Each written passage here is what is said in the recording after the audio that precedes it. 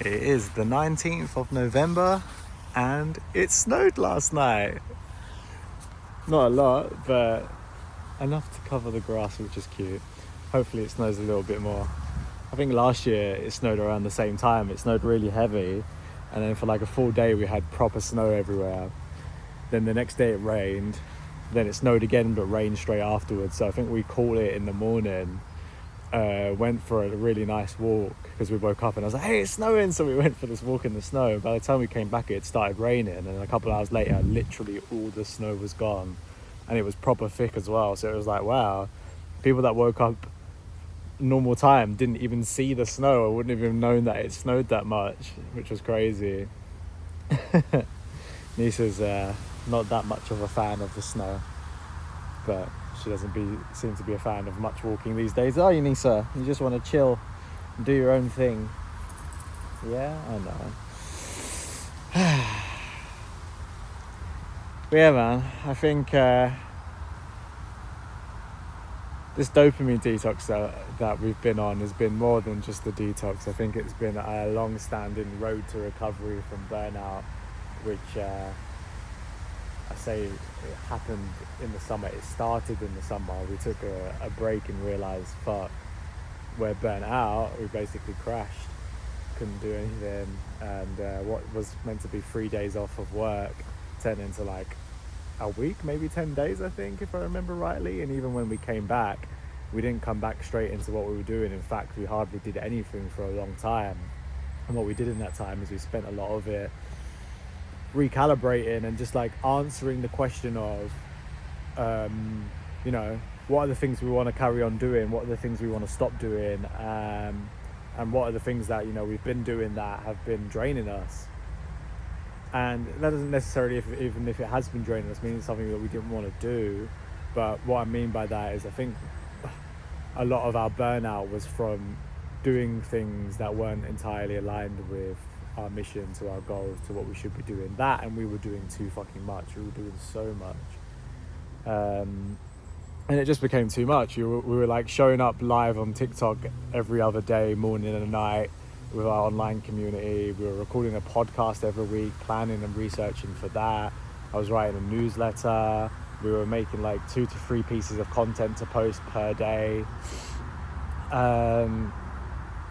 And then on the other side, building all the stuff on the back end, new website, updating the course, figuring out other products that we could create, things like that. So we were doing a lot of stuff, and we were always busy, and it just got to this point when we had this break. Finally, thank God that we put these breaks in place, and it all just caught up with us and we got burnt out. And yeah, because of that, life became really tough for a while. I don't think we cooked much. We were getting takeaways because we didn't even have the energy for that. We were sleeping in the day. Like, we just couldn't get our energy back. It was fucking tough. But now that we're a couple of months out of that, I'm starting to feel so much more myself, so much more just me, I think is the best way to describe it. Like, I just feel clear. I don't feel as groggy. I'm definitely waking up full of energy. This week especially, something that I've noticed, being I guess the 4th week of the detox now, is that I'm not waking up as anxious as I have been in the past couple of weeks. In fact, I'll go as far as to say, like, it hasn't really been anxious that I'm feeling at all when I'm waking up. I think sometimes maybe at the minute, because I'm still getting used to the feeling of waking up in a normal way, it can feel like anxiety to me. But what I told myself this morning when I woke up is, like, when you wake up because your body spikes cortisol, right? So you get a rush of adrenaline, and your body wakes up. So with that, of course, you do feel alert, you feel like energized, you're like ready to go. That's the whole point. That's the trigger to wake up, right? When you're anxiously inclined, or when you've got anxiety, that trigger can trigger the anxiety, because of course your sympathetic dominance comes online, and with that the anxiety comes up. So for me, I think that's what's been happening. But now that that's kind of calming down, I'm just waking up, but still not getting used to that feeling, right? but all signs leading in the right direction. And I think something else that is a real great sign for me is that I had been previously waking up in the middle of the night to pee, usually just the once, usually about 3 or 4 o'clock. But for the last 3 days, I haven't done that at all. In fact, I've slept all the way through. I think checking my Whoop for my sleep, I see like obviously I do wake up from time to time in the middle of the night, but that is normal. Everyone does it. But yeah, I'm not waking up to pee. And also I've noticed that my dreams this week, maybe it's been longer than 3 days, but I haven't been having nightmares or strange dreams. It's actually been pleasant and normal, which is a great sign, because especially for the first two, well, more around the first 1 to 3 weeks, so I was having nightmares, and they weren't like, how do I describe it? What the nightmares weren't like monsters or like these things where I'd wake up shook, but they were enough to be like, that was a fucking weird dream, or like, why was I dreaming about that? Like, one of the dreams I had was like my ex was trying to get in a hotel, into this hotel room that I was in. Okay, that one I would probably say was a nightmare. But even so, the other night actually, I dreamed that me and Pels were, my friend Ashley, were basically fighting zombies. And Michonne, if you've watched the Walking Dead, we bumped into her on our travels, and we teamed up and we were just fucking killing all these zombies. But like, that wasn't a nightmare at all. That was cool. It was almost like exciting. And in the past, I've had nightmares about zombies. In fact, zombies is like a recurring nightmare that I used to have. When I was younger, I watched Dawn of the Dead when I was like 11, 12, I think, on my own, and it traumatized me, to be honest. And I couldn't sleep for months. Like, my mum really had to like help me out to work through this stuff, because I used to just think like zombies were going to get me, and I used to obviously always have nightmares to go with it. And then through my adulthood, it's been something that pops up from time to time. Usually it's the same dream, and I've looked into it, and of course when you have nightmares about zombies, it's usually linked to a sense of loss of control or being out of control, which is super interesting, because of course that kind of goes hand in hand with anxiety. You kind of feel like you're out of control, you haven't got any control in the situation. So it's like, this makes a lot of sense for someone that has had chronic anxiety from a very young age. I get it. But this dream, I was slaying the zombies, whereas in the other ones I'm usually running away. So does this mean that I'm gaining back control, or at least I have now got the courage to overcome these obstacles when I face them? Because that's what I guess it felt like in the dream. But I woke up and I was kind of like, when you have a dream and you wake up and you really enjoyed it and you kind of want to go back to sleep so it will start again. And sometimes that happens, like you'll close your eyes again and it picks up right from where you left off. I was trying to do that and it wouldn't happen. So I was just like, fuck, I guess I'll get up now. But now that I'm speaking this out loud, I'm having this epiphany that, oh yeah, that dream probably was me taking back, like, or at least having the feeling of like I'm in control again, but not in an anxious sense, in a courageous sense. And look at this little robin that's come to join us. Hello, buddy. I don't know if you can see it. Let me change the... Hey, buddy. That's cute. Reminder to look at the spiritual meanings of robin redbreasts when I get home. So yeah, that is some things I'm noticing with my sleep and my energy coming back online. And despite pushing myself more than usual, I'm going to the gym 3 times a week, looking to go 4 times a week, and maybe start running a bit more too. My recovery is through the roof. I think in the last 15 days now, I've had 13 green recoveries and 2 yellow. Before starting the dopamine detox, my recoveries looked like mostly yellow and a couple of reds. So my body is responding very well to whatever it is that I'm doing. Of course, I say that like I don't know. I know what I'm doing. But I think what is happening under the cover is not so much these things that I've dropped out or started leaning into more. It's all those things are supporting the actions that I'm taking. And the actions that I'm taking is facing my fears. It's addressing the discomfort head on. It's, not avoiding the thing that I've been putting off and actually doing it. And in the process of doing these things, what it's doing is it's relieving pressure that I didn't even know that I was holding within. It's allowing me to offload some of the shit that, my body had been spending energy on keeping inside.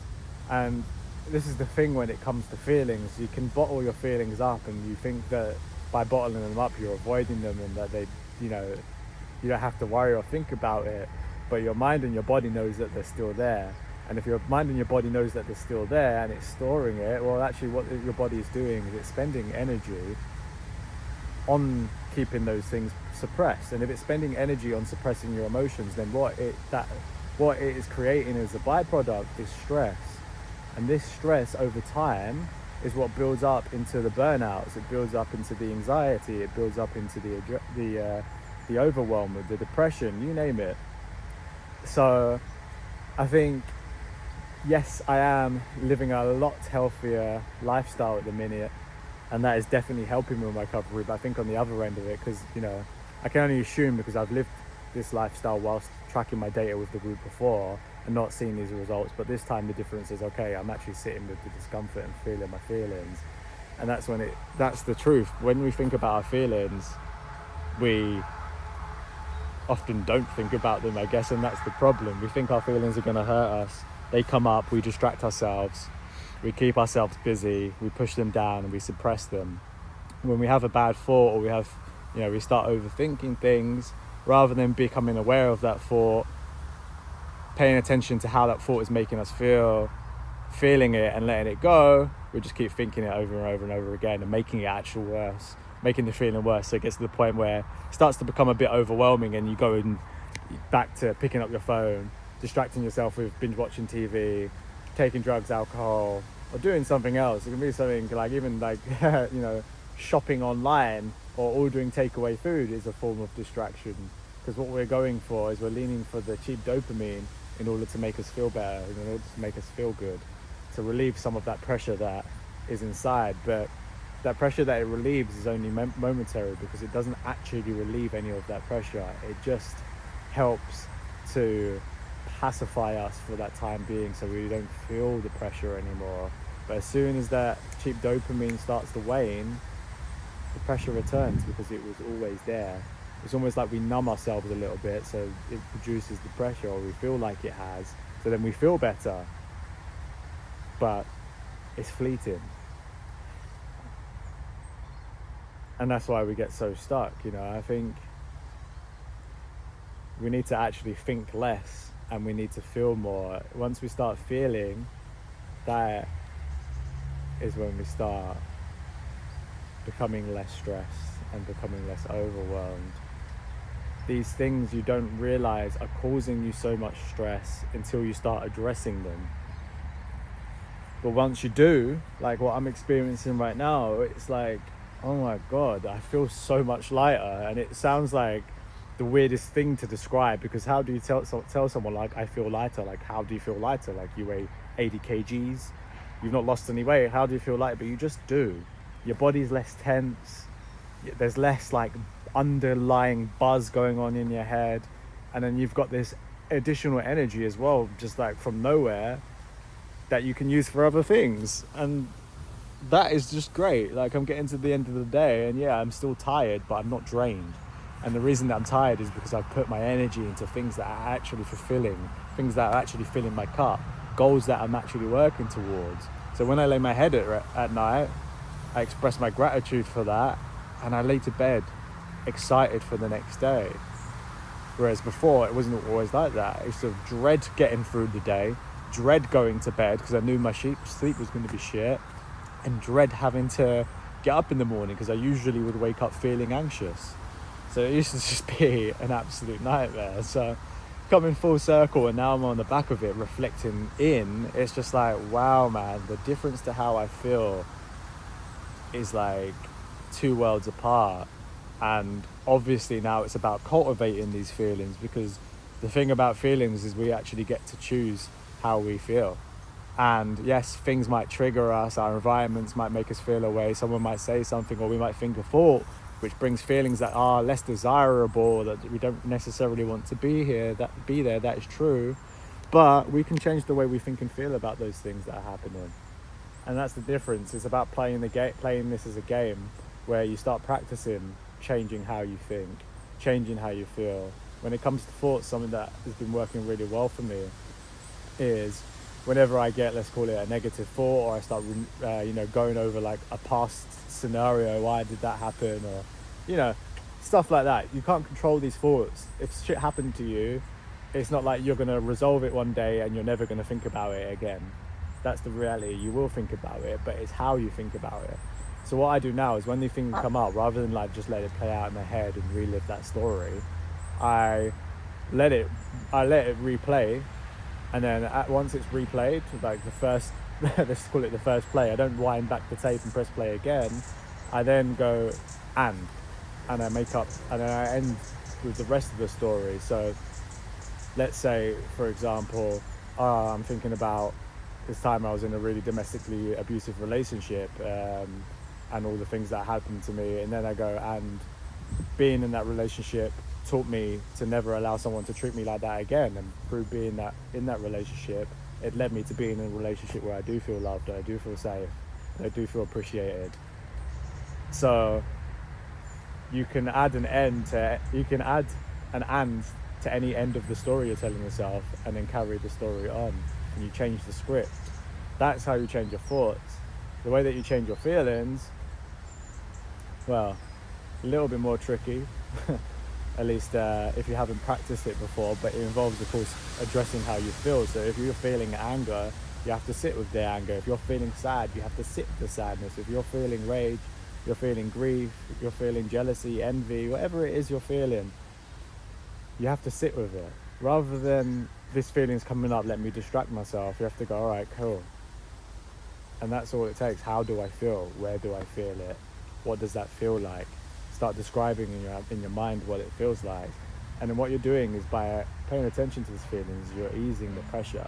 And over time, what happens, it usually takes around 10 minutes, 5 to 10 minutes, is that you will feel better at the end of it, because you've sat there and you've felt the feeling, you've let it out, and then you move on. This is how you change your thoughts and feelings. Until we start practicing this stuff, we become victims to whatever state that we're in, and we just start living life in that bubble where everything we experience is through the lens of I'm thinking and I'm feeling angry. So then things happen in our lives that make us feel that way too, because that is the energy that we're giving out. But it does not have to be this way. We can change.